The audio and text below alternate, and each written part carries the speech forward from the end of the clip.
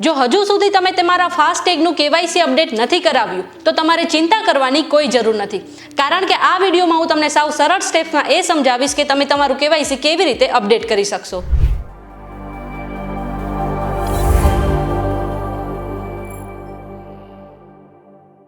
VTVGujarati.com પર તમે જોઈ રહ્યા છો ન્યૂઝ પ્લસ અને હું છું મેઘા।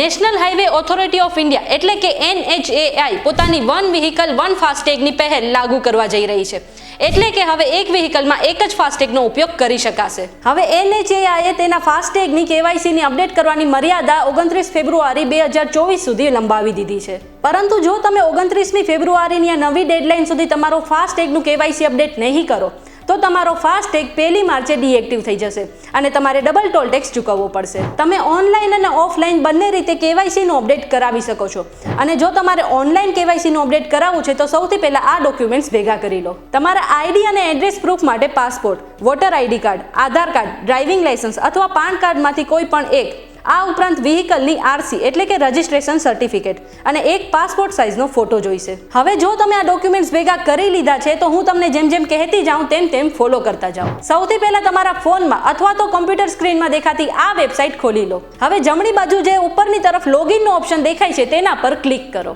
અહીંયા તમારે તમારો રજિસ્ટર્ડ મોબાઈલ નંબર જે ફાસ્ટેગ સાથે લિંક છે તેની સાથે પાસવર્ડ ઇન્સર્ટ કરો। જો તમને પાસવર્ડ યાદ નથી તો ગેટ OTP પર ક્લિક કરીને તમારો OTP એન્ટર કરો। હવે તમારી સામે એક નવું પેજ ખુલશે જેમાં ડેશબોર્ડ મેનુમાંથી માય પ્રોફાઇલ પર જાઓ। અહીં તમને એ દેખાશે કે તમારું કેવાયસી અપડેટ થયેલું છે કે નહીં। હવે જો તમારું કેવાયસી અપડેટ નથી થયું તો કેવાયસી સબ સેક્શન પર ક્લિક કરો અને એ બાદ કસ્ટમર ટાઈપ સિલેક્ટ કરો। હવે તમારી સામે એક ફોર્મ ખુલશે જેમાં આઈડી પ્રૂફ અને એડ્રેસ પ્રૂફની સાથે બાકીની વિગતો ભરવાની રહેશે। આ સાથે તમારો પાસપોર્ટ સાઇઝનો ફોટો પણ સબમિટ કરવાનો રહેશે। બસ તમારા કેવાયસીની પ્રોસેસ શરૂ થઈ ગઈ।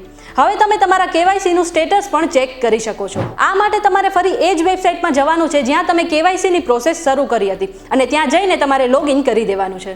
લોગિન કર્યા પછી ડેશબોર્ડ પર માય પ્રોફાઇલ પર ક્લિક કરો। માય પ્રોફાઇલમાં તમને તમારા કેવાયસીનું સ્ટેટસ અને રજિસ્ટ્રેશન દરમિયાન જે માહિતી તમે સબમિટ કરી છે તે દેખાશે। આ ઉપરાંત જો તમે કોઈ બેંક દ્વારા ફાસ્ટેગ લીધો છે તો તમે તેના પોર્ટલ પર જઈને પણ કેવાયસી અપડેટ કરી શકો છો, અથવા તો ફાસ્ટેગ વોલેટ એપ દ્વારા મોબાઈલમાંથી પણ કેવાયસી કમ્પ્લીટ કરી શકો છો।